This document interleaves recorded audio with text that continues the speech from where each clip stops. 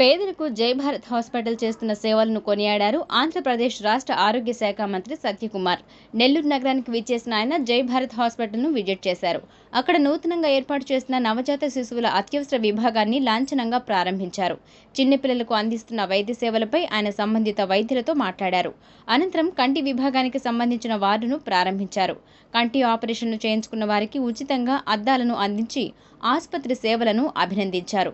కార్యక్రమంలో ఆయన మాట్లాడుతూ జై భారత్ హాస్పిటల్ కేవలం సేవాభావంతో నడుస్తుందన్నారు. చాలా మంది నిరుపేదలు వైద్య సేవలను వినియోగించుకోవడం సంతోషాన్నిచ్చిందన్నారు.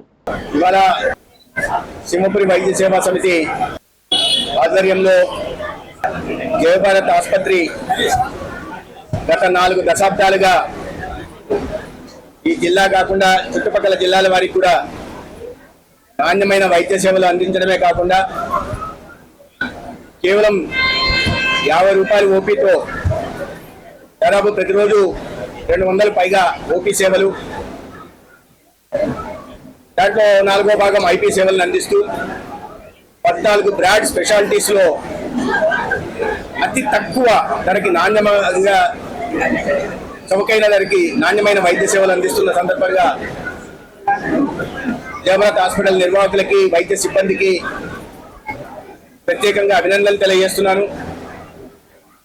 ప్రభుత్వం నుండి ఎటువంటి సహకారం కోరకుండా వనరులని వారే ఏర్పాటు చేసుకుంటూ లేదా కాస్త సామాజిక స్పృహ, సామాజిక బాధ్యత జరిగిన వారి నుంచి సిఎస్ఆర్ యాక్టివిటీ ద్వారా కానీ 150 పడకల ఆసుపత్రిని గత 41 సంవత్సరాలుగా నడపడం చిన్న విషయం కాదు.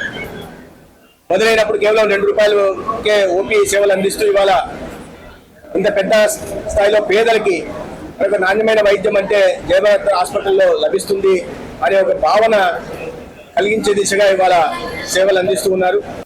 దాంట్లో భాగంగానే ఇవాళ నికు సేవల్ని, చిన్నపిల్లల ఇంటెన్సివ్ కేర్ యూనిట్ని ఒక 6 వార్మర్స్తో, అంటే జాండీసు లేదా రెస్పిరేటరీ ప్రాబ్లమ్స్ ఉన్న పిల్లలకి లేదా తక్కువ బరువుతో పుట్టిన పిల్లలకి వైద్యం అందించడం కోసం వార్మర్ను ఏర్పాటు చేసుకోవడం, దానికి ప్రారంభానికి నన్ను పిలవడం, అదేవిధంగా మెస్లాక్ సాఫ్ట్వేర్ సొల్యూషన్స్ కంపెనీ అధినేత సత్యప్రసాద్ గారి సహకారంతో ఒక ఫండస్ ఎక్విప్మెంట్ కూడా ఇవాళ సమకూర్చుకోవడం నిజంగా అభినందనీయం. ఈ సేవలు ఇలాగే కొనసాగాలని, నెల్లూరు పట్టణము జిల్లా మాత్రమే కాకుండా